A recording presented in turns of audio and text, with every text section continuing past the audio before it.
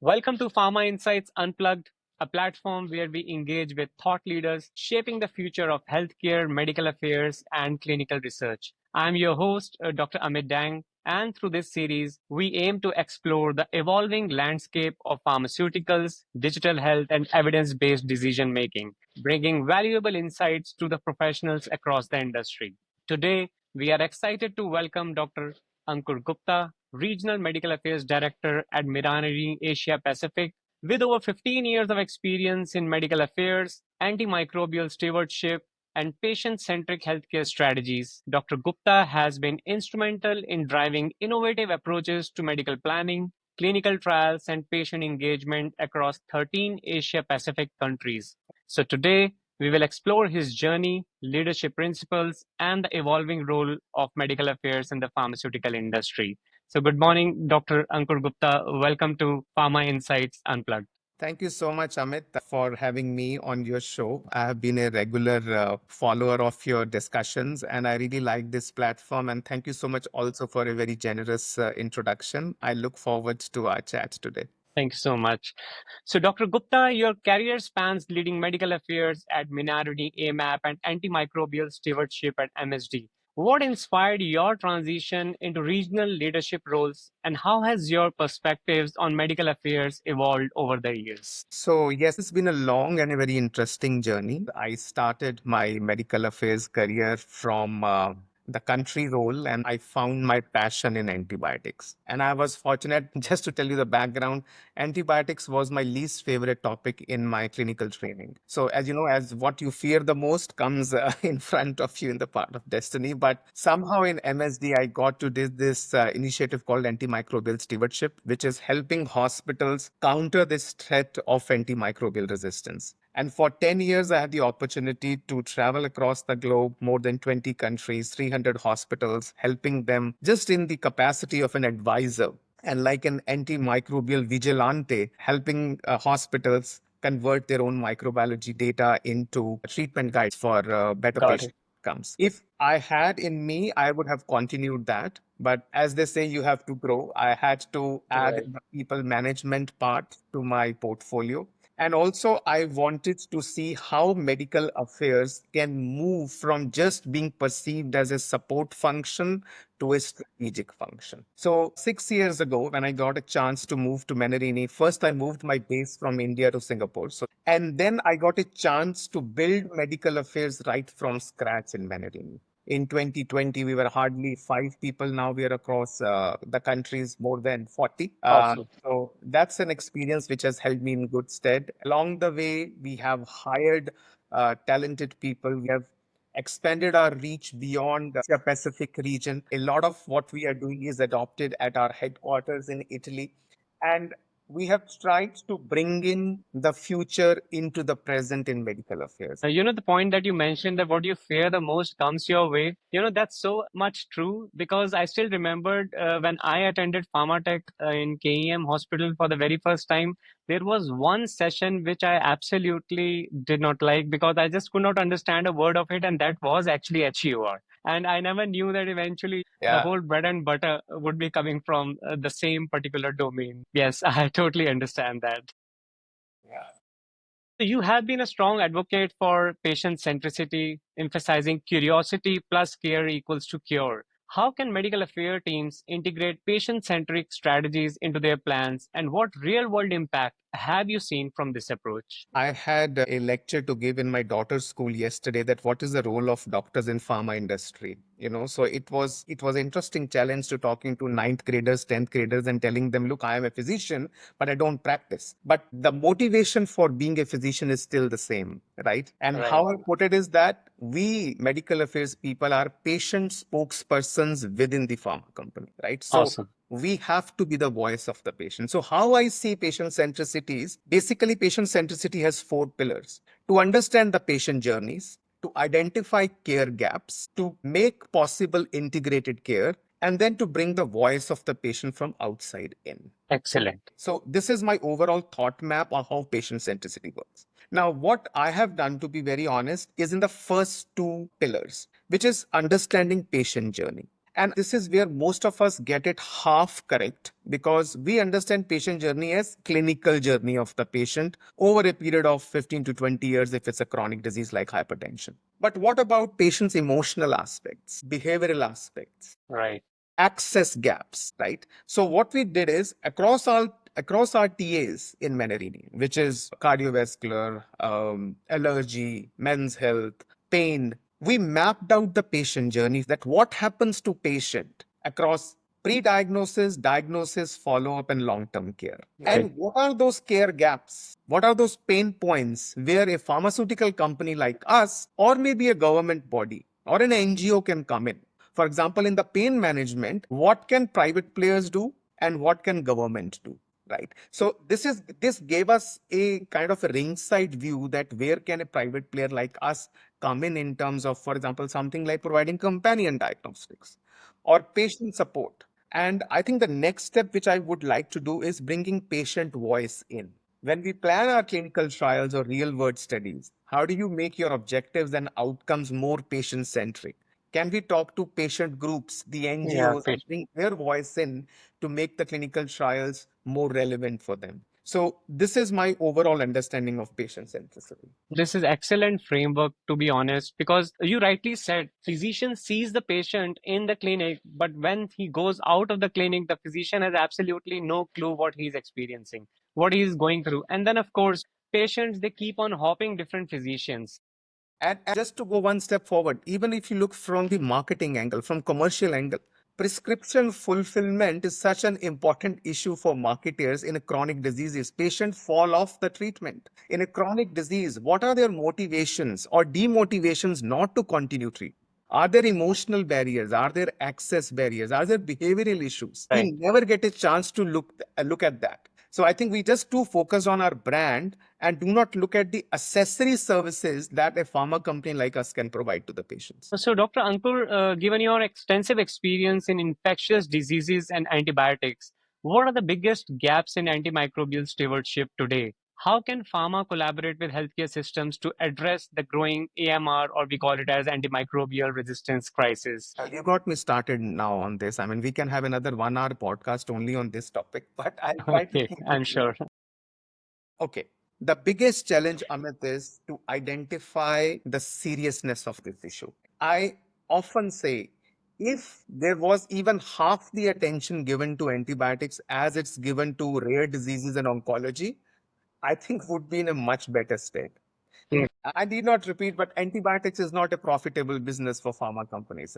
You develop a drug for $1 billion, 15 years, and bacteria takes maybe 15 days to become resistant. Plus, you only take the drugs for 14 days and not for lifelong. So there are issues much smarter than us. They have inherited this planet much before us. So they know the art of survival of the fittest. It's their Right, planet. We have to learn to live with them. right.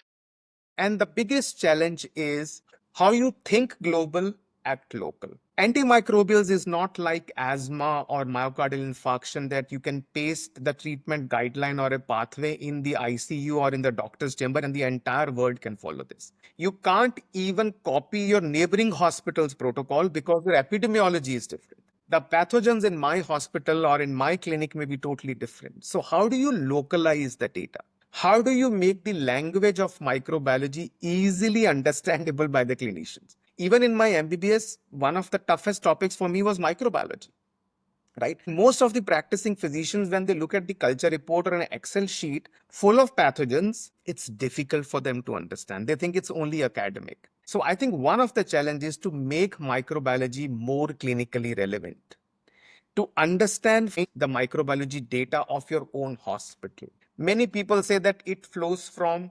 bottom to top. That start improve antibiotic practices in the community and then hospital will improve. I say it's the other way around. You improve from the hospital side because there is a community of practice which community physicians follow. It pains my heart to see patients on 6 antibiotics, 5 antibiotics in their discharge summaries, right? So a lot of awareness, a lot of access to the data, and again, localization of policies is what is needed. I think this is just the basic initial first step. And I always say we have to give 4 things to the next generation, 4 resources: clean air, clean water, fuel, and antibiotics. And all 4 are in danger. Rightly said. Antibiotic resistance is a serious concern. And nowadays, and like post-pandemic, this is like my Points. personal experience. The kids are not getting cured. Even if I get an infection, I have to take antibiotic for 10 days. And this is something looks like a new norm, especially in India. There's a rampant use and you don't need a prescription to even get an antibiotic. But yes, it's a very serious concern. And now when one is experiencing himself, I can totally understand that it's not something that should be really taken up so easily. And Amit, if you see some of the publications from Lancet, they have seen pre-pandemic and post-pandemic rise in antibiotic resistance. COVID came and COVID went away, but AMR as a pandemic is here to stay, right? Looks So like. that's what we have to remember. Got it. So, Dr. Gupta, you have spoken about leveraging digital technologies for better patient engagement and healthcare solutions. What role do you see AI, digital health platforms, and real world evidence playing in the future of medical affairs? Well, the future belongs to real world evidence and machine learning, AI. Having said that, I will still say digitalize, but don't dehumanize. In this entire bandwagon of coming up with all digital insights and everything, let's not lose our emotional human touch. If you honestly ask me, Amit, future belongs to emotional leaders. All our daily tasks and mechanical tasks will be done by AI, right? We have to find novel ways of real world evidence generation. And that's been my focus in my company in the last 5 years. Doing clinical trials and even decentralized clinical trials is time consuming, resource intensive. What are the alternate ways of real world data? Can we access EMR data of the hospitals? Absolutely. Is there any social media listening component into this? Can we do knowledge, practice, attitude surveys, discrete choice experiments, big data and data science and data analytics? These alternate pools of data is what medical affairs needs to get itself used to. Traditionally, pharma industry was the source of data. From inside, it went out because of our clinical trials. Yeah, Future belongs, data will be lying outside. right. It's the other way around. Yeah, and we as pharma industry people, as medical affairs people, need to know what to do of that data. Absolutely. Okay. And within digitalization, in my own company, we are doing digital transformation both internally and externally. Internally is all our medical information inquiry has to be uniform system. We have medical emails that medical should have its own identity when it connects to doctors. We Got have it. our own CRMs, right? Normally CRM is associated only with Salesforce, but now Right. MS and medical people are on the CRM. Yeah. Internally, we are looking at omni-channel engagement. Amit, the future is of personalized medicine and personalized marketing also, right? You have to approach the doctors at the time, at the place, at the topic of their convenience, right? Right. That's what Right. omni-channel engagement is. So we are trying to do different experiments. We are a lot into podcasts these days and using Okay. snippets of those podcasts as small bites of information. So you have to be really innovative in using these technologies for your benefit. But yes, of course, RWE, AI, decentralized clinical trials, and of course, working to prove the value of the drug, working with peers, access, medical affairs people have to work with access a lot more in future. Got it. Yeah, especially in today's era when the attention span is so less. Yes. There is a very narrow window where we need to just go market the product or, get the attention of the KOL and get things rolling. So We it's are quite less than challenging. we are looking at click rates. The click rates are less than 3%.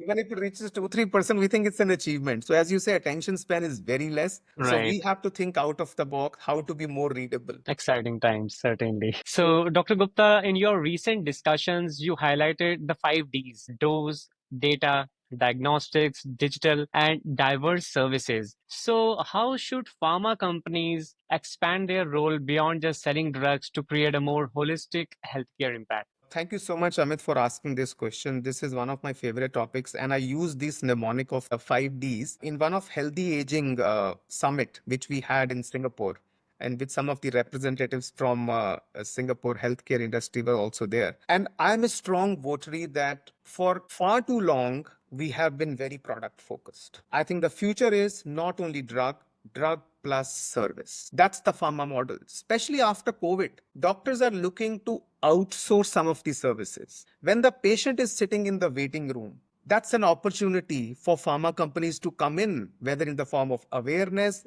in the form of diagnosis, companion diagnosis, offering counseling services, offering at distance lab services, data from a distance, digital health. So I think we have to think beyond our product. Even when we hire medical affairs people, we say we are not hiring product physicians anymore, not Got even it. therapy area physicians. You have to have a ringside view of the overall healthcare industry. So, one of the topics, for example, I am very passionate about is companion diagnostics and digital health. If you are developing a new rare disease drug or an oncology drug, or for example, immunology drug, I think it's a norm these days to think of a companion diagnostics along with it. Okay. Now, this is for companies who are into innovative medicine. For companies like mine, for whom primary care is still the bread and butter, what do we do? For us, it's services, it's awareness of patients, it's education, it's patient hand holding, it's counseling. Are we even thinking on those lines? For example, if my company makes hypertension drug, do I understand the motivations and the behaviors of the patient throughout the journey? Can I come in to help the patient understand their home blood pressure measurement? How do we make patients owners of their own disease? Right. Can I link up that patient digitally to the treating doctor and they can report patient reported outcomes? Right. This is Yeah. a win-win even for the doctors because they can ensure the footfall of the patient. Patient is committed to them and patient takes the ownership of their own disease. Right. So this is where we have to think that we are a very important cog in the healthcare chain delivery. Right. No, if you actually see whatever you mentioned, it's so basic information that you have shared. It's just that we still don't follow. It's all about patient centricity, and we just need to connect the dots so that we are able to take care of the patient nicely. That's it. Yeah, I saw a very interesting graph which said, how do you define patient centricity? And said, traditionally, pharma industry put product in the center and then everything around the life cycle management of the product, right? Right. Now it's patient in the center, right? Even in the pre-launch phase. How do Yeah, I design my phase 3 trials to make them exactly. patient oriented? And then the Yeah, launch and the post-launch phase. So patient remains at my center. So I think right, it's a right. mindset shift. Yeah, and I think patient advocacy groups are Yes. have become a very, very crucial key stakeholder when we talk about this whole concept of patient centricity because they do have a lot of information directly from the horse's mouth that what the patient really wants, what exactly the patient needs. So, as regional medical affairs director, you oversee operations in 13 diverse Asia Pacific markets. How do you navigate cultural, regulatory, and access challenges while ensuring alignment with global medical strategy? Yes, it's the most difficult part. Right. Fortunately, in my company, there is a lot of autonomy at the regional level. And that goes with our product portfolio, which is a very mature product portfolio. So there are not many global strategies that we have to follow. We Okay. can innovate, modify, course correct at the regional level. Similarly, at the local level, we give a lot of autonomy for the local affiliates to change their promotional material, their brand strategies. Of course, there are some larger themes and narratives which flow across the life cycle. But there is a lot of independence given to the local affiliates to follow and do their own thing with not being playing as a big brother kind of sitting in the region. Okay. Got it. So I think that that's the key to it. Second, having spent now more than 10 years in the region, you come to know what works, what language to use in different geographies. How people or colleagues in Korea, Vietnam, the entire Southeast Asia except Philippines perceive you is different than how Indians, Australians in APAC, Yeah, body language, the cultural nuances, where you have to modulate your tone, how you have to be more empathetic, how right. sometimes even no answer is an answer. So I think these are the tricks of the trade that you learn over a period of time. But Excellent. again, Amit, as I said, never take out the human from any equation. Okay. Absolutely. Sometimes we get too mechanized, too programmed to think Yeah, that all are alike, all policies, all strategies will work in all environments. China, for example, like China usually is a different, separate monolith altogether, right? yeah, yeah. So we do allow China a lot of elbow room to make modifications as per the local environment. Australia tends to be more free flowing, more dynamic. So you have to give them a little bit more, leeway in doing their own thing. So I think these are some of the things that you learn while working in the region. Got it. Yeah, experience eventually teaches you all. Yeah. So you have worked extensively in medical marketing and cross-functional leadership.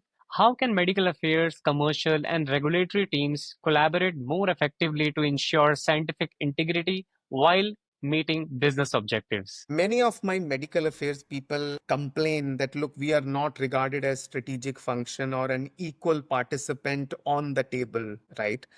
Uh, I think it otherwise. I think it's upon medical affairs to prove their utility beyond only science or medical, right? We are strategic pillars going forward. COVID has changed the perspective. The future will belong to real world data, to understanding patient preferences, and medical affairs will be at the center of it. Classically, we have been like horses with blinkers. My role is interpretation of phase 3 data, CMEs, advisory boards, and that's it. No, I think we have to understand very much the access language, right? Why can't we understand the PNL? So I make it a point to tell in my companies, please involve medical in all strategic discussions. We should not be just a signatory in the end. So it's upon us, medical affairs, to become digitally literate, more commercially aware, and also about the regulatory and the access environments we have to know more. And I love this adage, Amit. If you are not on the menu, you'll be found on the table. So we have to make sure we are on the menu, right? And it's Right, upon us to expand our horizon, to think beyond right. only medical affairs and think as healthcare partners. Very rightly said. This is one of the learnings for me personally from this podcast because these are exciting times for medical affairs. You can't simply get things learning in the book and just follow the instructions. You have to strategize. You have to be the part of the game now. Yeah. Great. So you have shared valuable insights on leadership from adding empathy to integrating mindfulness into meetings. So what qualities separate great medical affairs leaders from just managers and how do you cultivate leadership in your teams? Amit, leader is the one who knows the way, who shows the way, and who goes the way. Gone are the days when you can tell people with high handedness what to do. And again, I repeat myself, the future belongs to emotional, empathetic people who understand other humans, understand people's expectations. I know when we joined industry and maybe even before that, force, masculinity, they were considered a part of being a strong leader. The future leader will be having feminine qualities. Excellent. They will know emotions, they will know behaviors, and they will know what are the motivations for human beings, right? I just had one workshop for my larger team on the traits of how to exercise and develop emotional leadership. And we made everyone calculate their own EQ, Okay. emotional quotient, Emotional quotient, yes. based upon empathy, understanding others, understanding your own emotions. And the bottom line, Amit, is a truly empowered, emotionally intelligent leader is the one, first of all, who understands himself the best. If you are insecure, emotionally naive from inside, forget about understanding others. So I think a high degree of self-awareness here is the key. So it's a muscle you can Right. build. Excellent perspective, Dr. Gupta. So this brings us to the last question for today's podcast. So looking ahead, what are the biggest trends shaping medical affairs in the next 5 to 10 years? And what excites you most about the evolving role of medical affairs in the pharma? And what advice would you give to the aspiring medical affairs professionals today? Okay, so many questions in one question.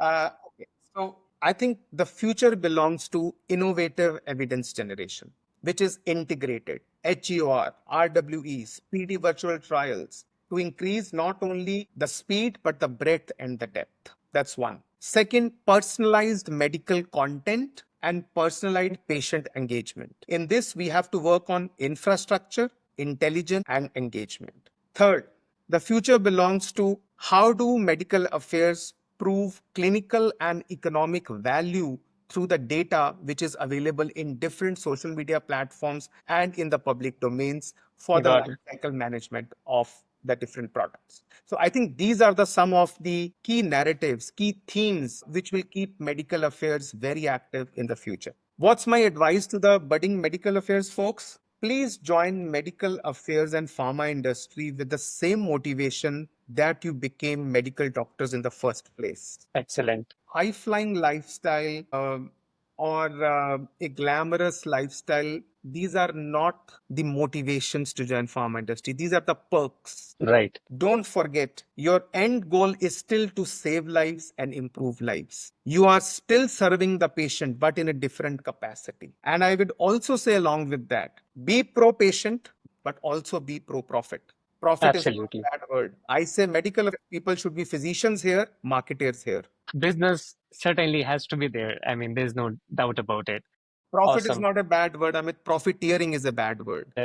Dr. Gupta, thank you so much for an incredibly enriching conversation. I mean, from your like leadership across Asia Pacific to your deep commitment to antimicrobial stewardship and patient centricity, your insights certainly exemplify the evolving and expanding role of medical affairs in today's healthcare landscape. Your vision for integrating digital health, cross-functional collaboration, and empathetic leadership not only inspires but also offers a clear roadmap for the next generation of medical affairs professionals. We are truly grateful for your time and perspectives, and we look forward to seeing how your continued work helps shape the future of the global healthcare. Thank you so much, Amit, for this engaging, enriching conversation. I enjoyed discussing all these topics. It's not every day that you get to discuss all of this, but Right. I'm sure the viewers, the listeners will benefit from it. Thank you so much.